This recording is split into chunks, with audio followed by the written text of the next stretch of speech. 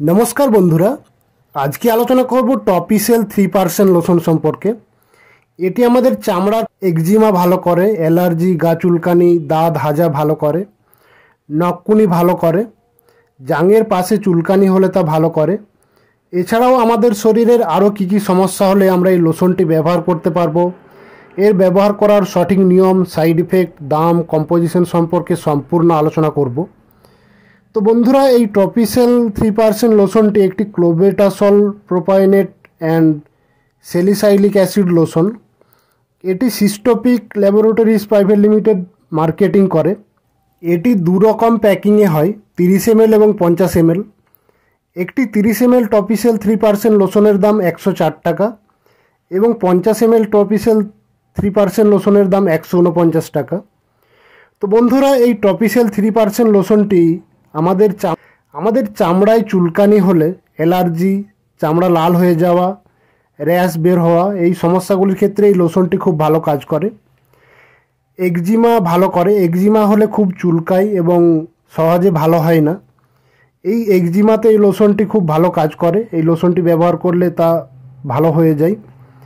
আমাদের চামড়ায় গোল গোল চাকার মতো দাগ হলে তা ভালো করে।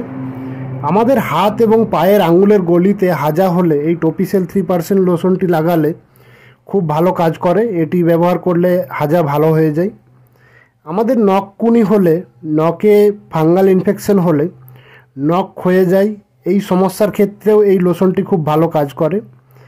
এই লোশনটি ব্যবহার করলে নখকুনি ভালো হয়ে যায় এবং নখের ফাঙ্গাল ইনফেকশন ভালো হয়ে যায়।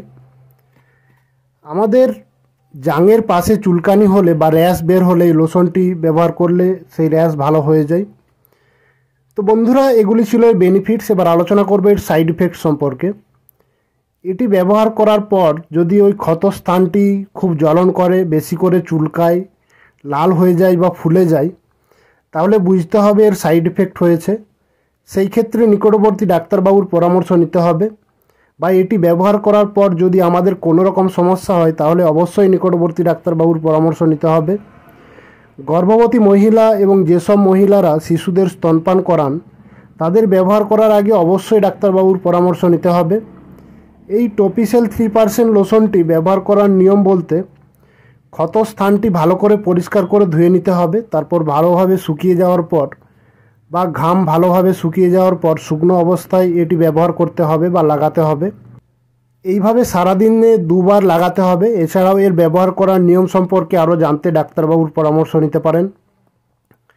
এই টপিসেল 3% লোশনটি বা যে কোনো ঔষধ ব্যবহার করার আগে অবশ্যই ডাক্তারবাবুর পরামর্শ নিতে হবে বা ডাক্তারবাবুর পরামর্শ না নিয়ে কোনো রকম ঔষধ ব্যবহার করা যাবে না। তো বন্ধুরা, আজকের ভিডিও এইটুকুই। আশা করি ভিডিওটি আপনাদের ভালো লেগেছে। ভালো লাগলে ভিডিওটি লাইক করুন। এই লোশন সম্পর্কে আরও কিছু জানার থাকলে কমেন্ট করুন। বন্ধুদের সাথে, পরিচিতদের সাথে শেয়ার করুন। এই রকম ঔষধ ও স্বাস্থ্য সম্পর্কিত আরও ভিডিও পেতে আমাদের চ্যানেলটিকে সাবস্ক্রাইব করুন এবং পরবর্তী ভিডিওর নোটিফিকেশান সবার আগে পেতে পাশে থাকা বেল আইকনটি প্রেস করে অল নোটিফিকেশান অন করে রাখুন। তো বন্ধুরা, পুরো ভিডিওটি দেখার জন্য অনেক অনেক ধন্যবাদ।